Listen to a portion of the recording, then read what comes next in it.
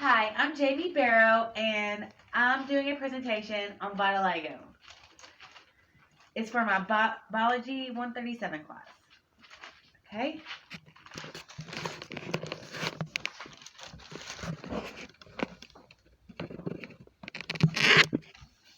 Okay, this is just the first page of my presentation, and it's just to get my name, my class, and my class number, which is 81263. Okay.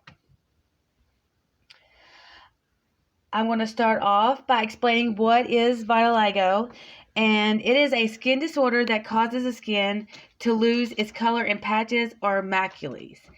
Generally starts on the hands, the forearms, the feet, and the face, and they're smooth white areas. And if they're less than 5 millimeters, they are called maculae, and if it's bigger than 5 millimeters, it is a patch.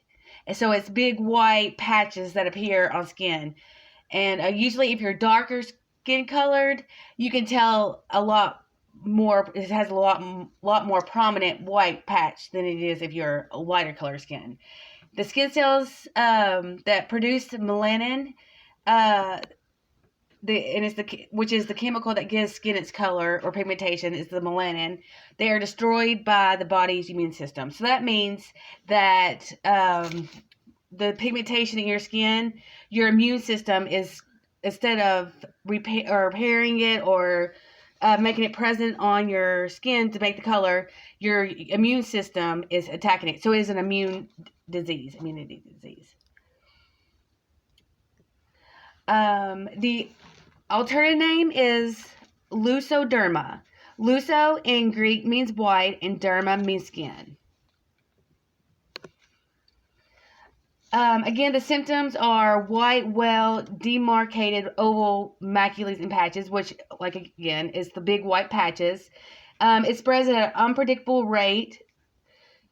If you have this disorder, you'll have premature whitening or graying of the hair and light hair color, usually, especially if you have darker hair. You can, like I said earlier, you can tell a lot more.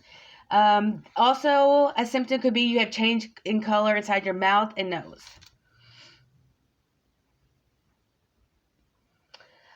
These right here are photos of vitiligo. Like the first picture here, you can see where it's around her eyes and around her mouth, and in this, which is usually where it's the first starts, and on the hands, like the second picture, and then on the third picture around the mouth and the nose and the eyes. And you can really tell when you have the darker color skin. Okay, vitiligo is an autoimmune disorder in which white patches of skin appears on different parts of the body. The cells that produce pigments in the skin are destroyed, which I explained earlier. It is a rare disease. Only 1% of the population has vitiligo. Treatments can help manage, but there is no known cure. The disease could be several years or lifelong. It just depends on how your body, with the medications they do have, can control it, but you'll always have it. There's they cannot find a cure yet. The causes of vitiligo is hereditary. They don't really know yet the exact cause. All they can find out right now is that usually people that has the disorder or disease, one of their parents or someone in their immediate family or grandparent has also vitiligo. Again, it is an autoimmune disease. The pigment in the skin has been attacked, and there's no repair, and it's just constantly breaking down the melanin in the skin. It shows up like you could go years without it, and then say in your 20s, stress or you get a bad sunburn, this could cause it to come out. You never know. It could happen to anyone at any age. But usually it's around the probably 20s, maybe teens.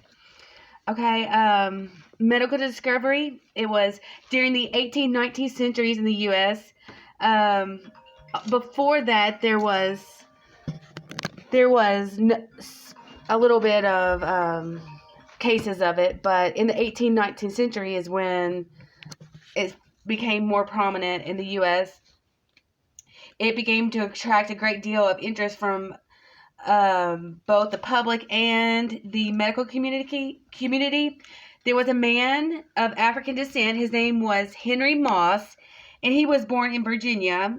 He was the first known man or person in the U.S. during, like, that was marked down in history because of the depigmentation of his skin. He was 38 years old, and he would go to the local taverns and stuff, and for a small fee, people would pay him to come and see his skin, like doctors and stuff like that. So he made money off of showing his white patches all over him.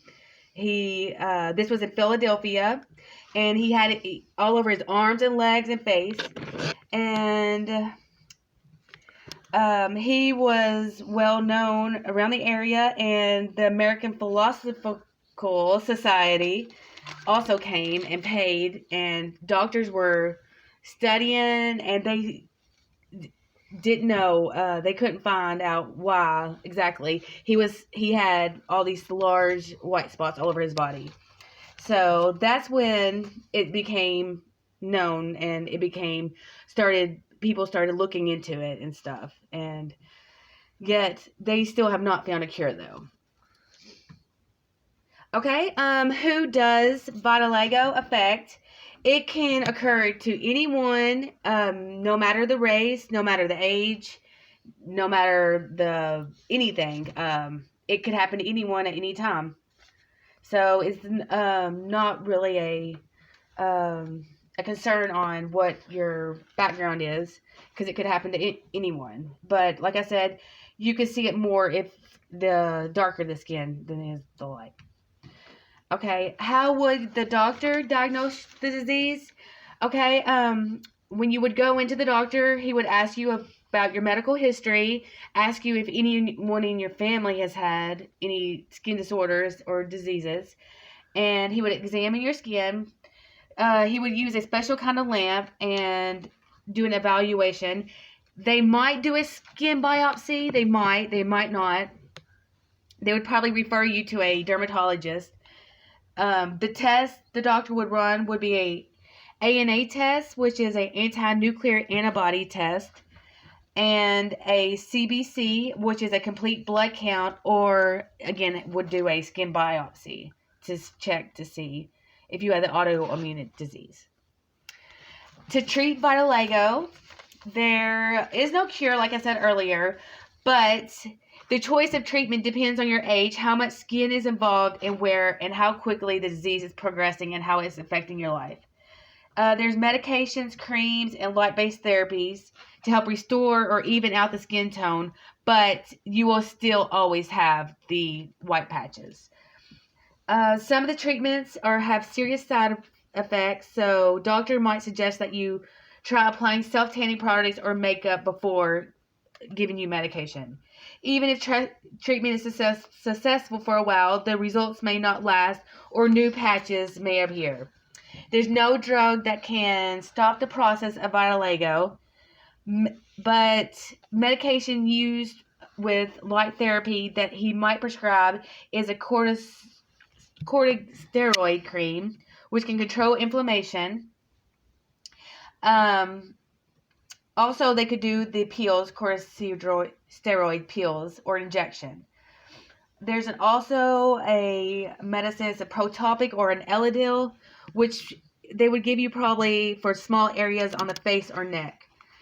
Light therapy with a UVB ray helps to slow down progression, but you would have to do it 2 to 3 times a week, and you wouldn't see a change for 1 to 3 months, if you even do see a change. They also can remove the remaining color pigmentation, which skin grafting, blister grafting, cellular suspension transplants, where they take some tissue on your pigmented skin, put the cells into a solution, and transplant them into a prepared affected area, which is all surgeries and stuff, and there's no guarantee, especially if the disease still spreading to other parts of your body.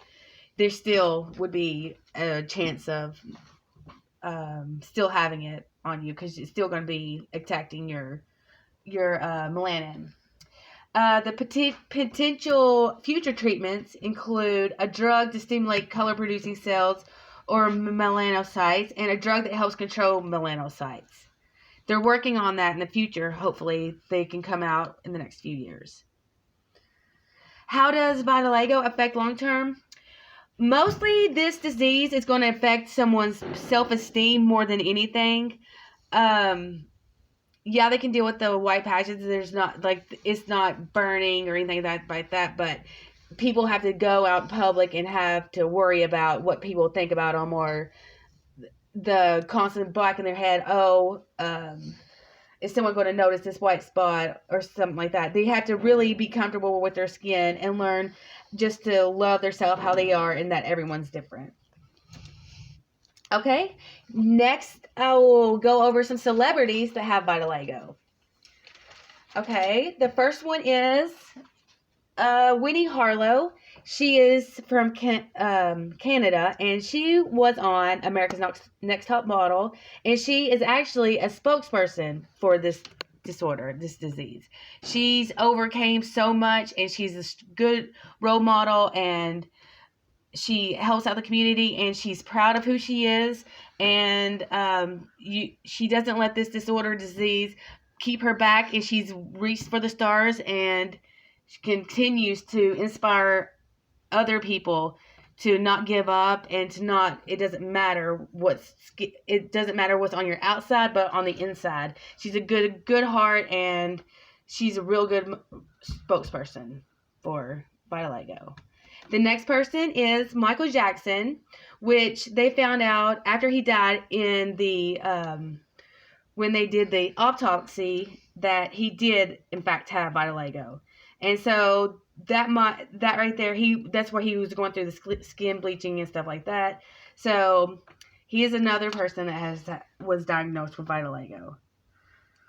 And Joe Rogan. Joe Rogan is off Fear Factor. He has said that he's had it on his hands, and